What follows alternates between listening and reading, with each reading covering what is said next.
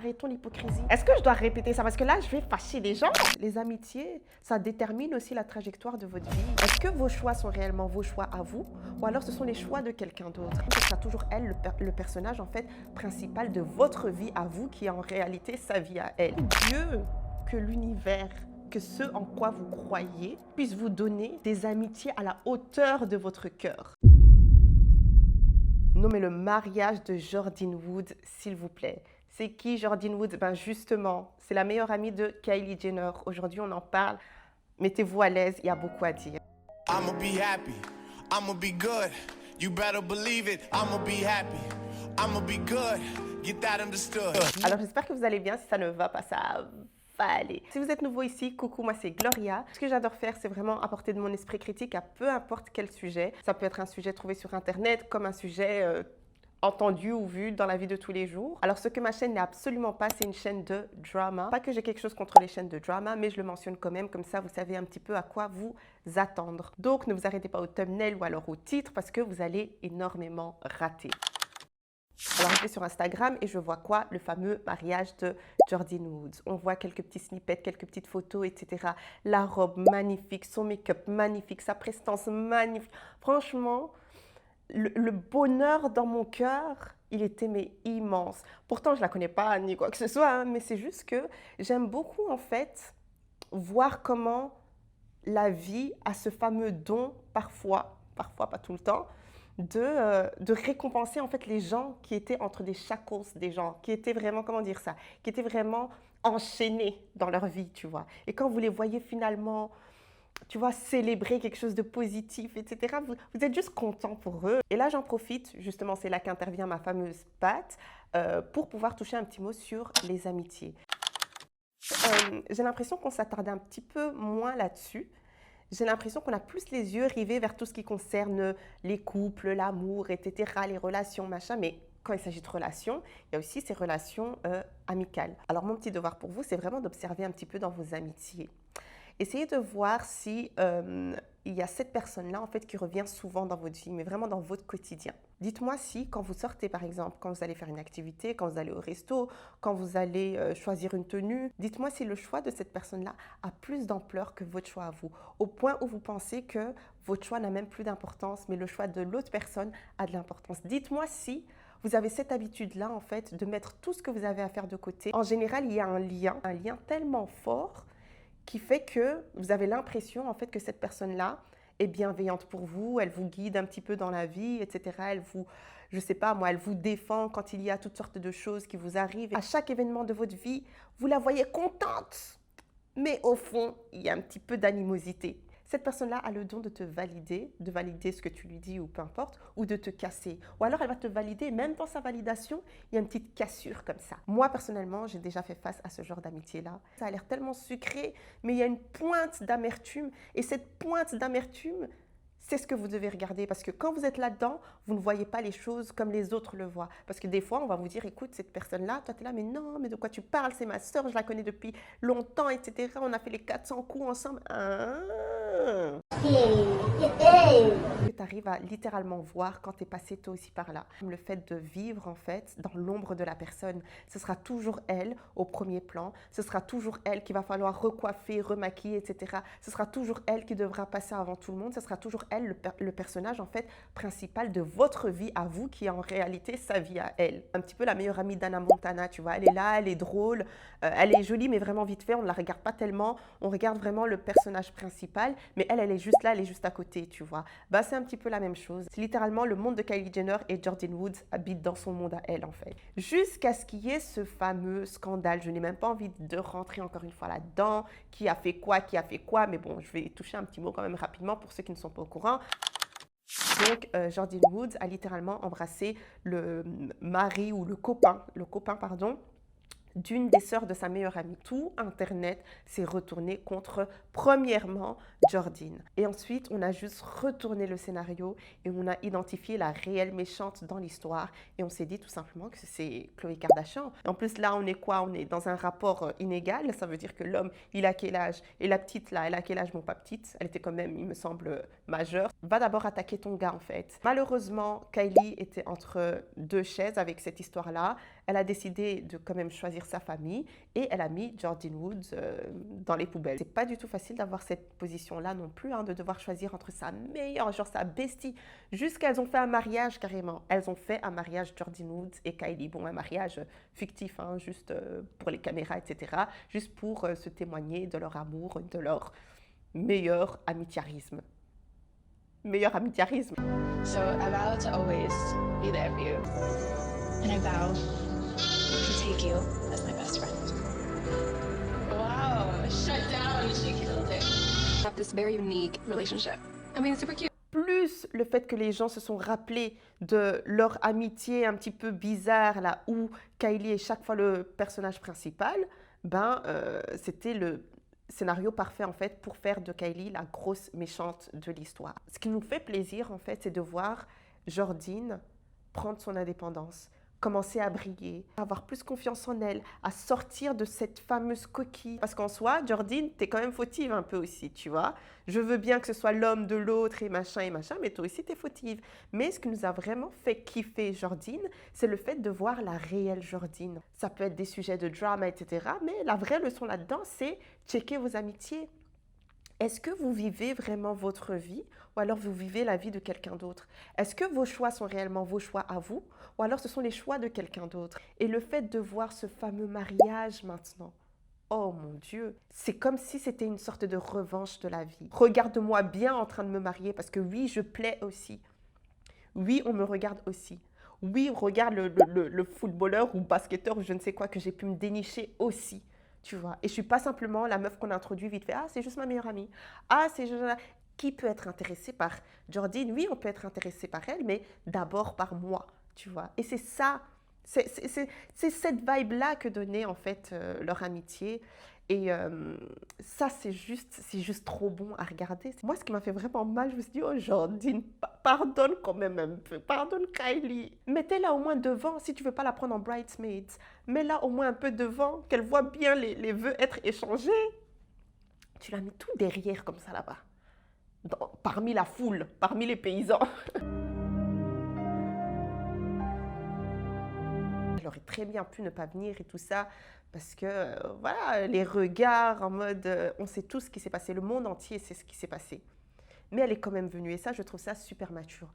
Par contre, tu vas pas nous la faire.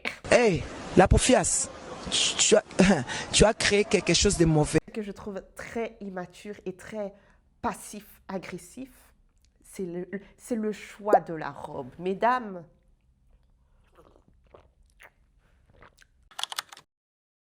en tant que mariée, c'est toi qui dois faire le maximum, ok? Si tu veux faire la meuf humble et ça te va bien, il n'y a pas de souci, du moment que tu sois heureuse. Si tu aimes bien, moi j'aime bien. Si tu es heureuse, moi je suis heureuse. Mais c'est pas ton mariage, tu dis oh habillez-vous au max et après tu vas commencer à te sentir toute petite, te sentir pas bien dans ta peau, etc. Parce que Juliette elle est venue avec une robe. Tu vois ce que je veux dire? Donc faites attention à ce que vous dites aussi, hein. Pour moi de 1, ça faisait un peu cheap, mais ça c'est un langage que moi c'est que mon avis. C'est que mon avis, mais il n'y a pas de problème. Chacun ses goûts, ok? Mais c'est même pas ça. Maintenant tu ouvres les hanches coupées. Pourquoi en fait? Ça attire l'attention. Quand tu viens, en fait, moi c'est quoi mon take à moi? Mon take à moi, c'est que quand tu viens à un mariage, il faut que tu sois pimpante, que tu montres que oui, moi aussi, je suis quelqu'un, je viens célébrer mon ami, etc. Il faut, mais tu dois quand même pouvoir te faire un minimum discrète. Un minimum discrète, parce que ce n'est pas ton jour à toi. Donc, faisons pas les... Non, arrêtons l'hypocrisie. Non, mais moi, je veux que... Arrêtons l'hypocrisie, s'il vous plaît. Oui, je veux que tout le monde soit bien. Mais c'est vrai que je veux quand même être... En fait, c'est mon jour, tu vois. Je veux quand même être la plus pimpante, tu vois. Quand on ouvre le dos d'une robe, c'est fait pour quoi? Pour que le dos attire l'attention. C'est ça. Quand tu mets un décolleté, c'est bien sûr pour toi avant tout, il n'y a pas de problème. Mais ça va quand même attirer un petit peu l'attention. Quand on coupe quelque part, c'est pour donner un petit peu plus de détails. Mais les détails, c'est fait pour être remarqué. Après, pourquoi est-ce que je dis que c'est passif-agressif? Mais je voulais vraiment la célébrer, c'était une belle robe. Pourtant, elle m'a coûté autant. Je ne savais pas, mais il fallait me dire. Moi, je me serais changée, genre, littéralement, je ne savais pas. Sachant que tu as volé les premières années de la vie de Jordyn, Bon, je ne peux pas dire ça comme ça se dit pas. Parce que voilà, Jordine aussi, elle avait qu'à, tu vois, dit à LA, c'est pas facile, hein. À LA, surtout, on sait que c'est les Blancs qui sont mis en avant et tout ça. Donc, si tu arrives à rentrer dans les milieux de Blancs, t'es là, tu te sens un petit peu privilégié, machin, mais avec l'âge, c'est là que tu comprends qu'en fait, non, tu aurais pu venir avec une robe humble. Là, j'aurais dit, ouais, non, pardonne-la, avancez. Soyez même... Parce que personne ne voulait les revoir ensemble, Kylie et Jordine. Et je pense que c'est aussi en partie pour ça qu'elle a décidé de ne pas la mettre dans les bridesmaids. Peut-être que ça allait faire aussi du bruit, peut-être que c'est ça, peut-être qu'elle a voulu aussi encore la protéger, on ne sait pas. On ne sait pas, là on voit juste, on parle juste en tant que paysan, en tant que villageois du château. C'est ce qui est rapporté dans la foule. Mais t'imagines, elle n'avait pas donné de dress code, de couleur code, ni quoi que ce soit. La meuf, elle serait possiblement venue en blanc. Et vous savez ce qu'elle aurait dit? Je trouve que c'est pas blanc, c'est blanc cassé. Et je sais que la mariée, c'est blanc, mais regarde-les. Et si tu... Ah, c'est pour ça que je dis que dans vos amitiés, il faut pouvoir faire le tri. Et pourquoi est-ce que je dis ça? C'est que ça peut bouleverser votre vie, en fait, toute votre vie. C'est pas une simple amitié de kiki caca, de secondaire, non, en fait, d'adolescente. Non, en fait, les amitiés, ça détermine aussi la trajectoire de votre vie. Genre, littéralement. Elle va vous dire, non, mais c'est quoi ça? C'est quoi ce travail-là? En plus, c'est pas bien payé. Mais non, mais non, non. Alors qu'elle-même, si elle pouvait avoir la position. Ah, mais c'est qui ce gars? Non, moi, je le trouve pas mignon du tout. Alors là, écoutez-moi bien et je vous jure, emportez ça dans votre tombe parce que ça va vous servir, mais toute votre vie. Il y a des gens ici qui ne savent pas qu'ils sont dans des relations amicales toxiques. Tout simplement parce que quand ils voient les gens applaudir, ils pensent que les gens veulent applaudir. Écoutez-moi bien, écoutez-moi bien. Il y a des gens, en fait, qui t'applaudissent pour montrer aux autres, au public en fait, qui t'ont applaudi. Juste pour qu'on ne pointe pas le fait qu'il n'est pas applaudi. En fait, ces gens-là aussi ont cette fâcheuse tendance de vous applaudir stratégiquement. Il n'y a pas de souci, j'ai eu ma réussite, t'as applaudi. Mais où étais-tu quand j'étais dans mes struggles? Où étais-tu quand je galérais en fait? Et que personne ne m'applaudissait encore, personne ne me voyait encore, personne. Où étais-tu, toi, mon ami? Même quand j'étais littéralement en train de monter un tout petit peu, tu vois? On voit une progression. Tu m'observais, tu étais là en mode monitoring. Pas de je vais venir t'aider aujourd'hui, pas rien de tout ça. Où est-ce que ça va aller, sa petite histoire là, tu vois? Et quand ça commence à réellement monter, ça te met de plus en plus inconfortable. Mais quand ça monte et que les autres applaudissent, là, tu es là, tu te dis en fait, je pense qu'il serait temps d'applaudir. Tu vois, on ne sait jamais. Peut-être que la personne, elle va toucher au jackpot ou peu importe. Il faut bien que je puisse croquer aussi là-dedans. Peut-être que moi, je ne vais pas réussir à faire ça, tu vois. Et donc, ça te renvoie à ta propre vie. Et ça, ça fait trop mal au cœur. Parce que dans les personnes qui osent essayer les choses, ce sont des personnes qui veulent souvent emporter les personnes qui ne font rien avec elles. Qui se disent en vérité, si moi je perce par exemple, ces personnes-là, elles vont percer avec moi, tu vois. Et ces personnes-là sont au courant de ça, tu vois. Mais elles applaudissent pour te montrer, ouais, je suis toujours là en fait, tu vois, je suis toujours là. Non, moi je connais les personnes vicieuses comme ça. Laissez-moi boire parce que je pense que ça commence à devenir un peu sec, tu vois. Si ça vous pique et que vous vous sentez concerné par ça, il serait temps en fait de changer votre cœur. Là, je viens vous donner un appel, changez votre cœur. Moi, je préfère sincèrement rester seule que mal accompagnée. Parce que je ne veux pas en fait ce genre d'amitié. Je préfère même parler aux inconnus. Bonjour, au revoir. Il y a des inconnus qui ont même en fait, de plus bonnes intentions pour vous que ces gens qui vous connaissent depuis des 20 ans, des 30 ans, des je ne sais combien d'années. Pourquoi on est rentré maintenant dans ce délire de conversation? Non, on parlait de Jordine et de Kylie, mais oui, ça rentre dedans. Il y aura des amitiés saisonnières, en fait. Des fois, il faut juste laisser... Pourquoi est-ce qu'elle l'a invité, même? C'est vrai que ça aurait été bizarre de ne pas l'inviter, c'est vrai. Mais moi, je m'en fous.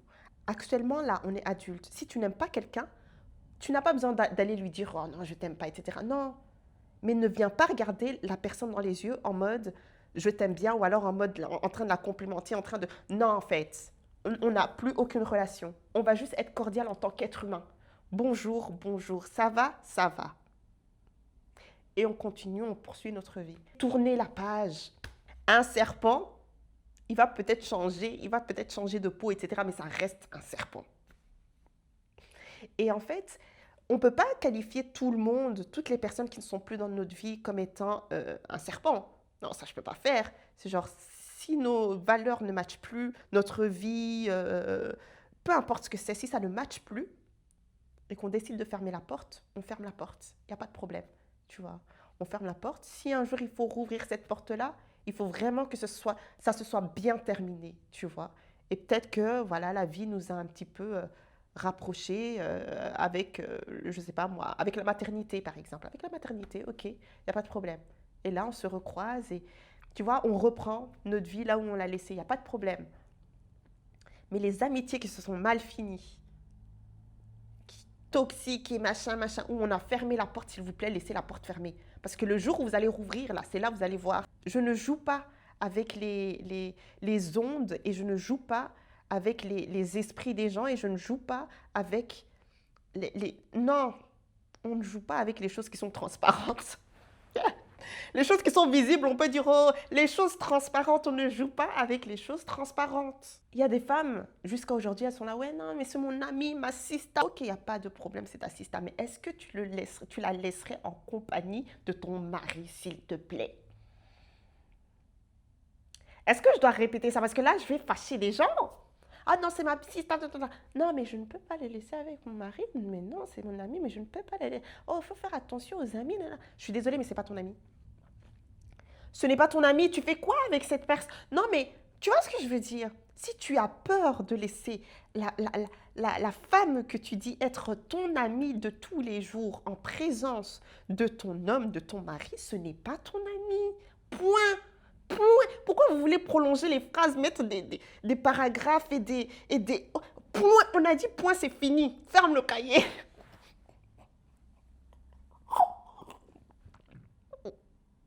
Vous n'allez pas m'avoir, je vais dire ma vérité ici. Ah non, faut pas. Ils ont critiqué. Mais tout le long, en fait, on vous enviait.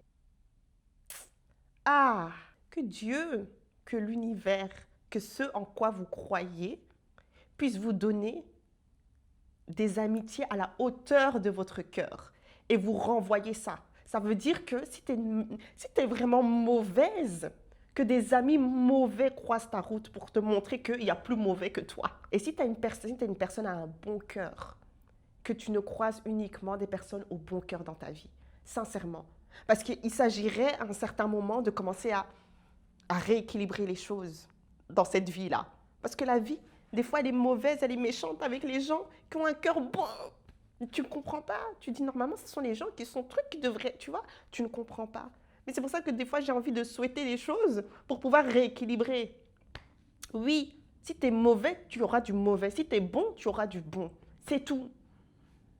Alors, c'est tout ce que j'ai à dire. Je ne peux pas mettre tous mes reins pour les choses des riches comme ça, Gloria. Mais enfin, tu fais partie des paysans, mais tu veux quand même mettre la bouche. Ah, j'espère que vous avez bien aimé la vidéo. Si c'est le cas, mettez des pouces bleus, partagez, commentez, aidez-moi un petit peu, tu vois. Comme ça, je viens tous les jours ici, tous les jours. Bon, je déconne parce que la maternité essaye de me prendre par ma perruque, par là. On fait ce qu'on peut.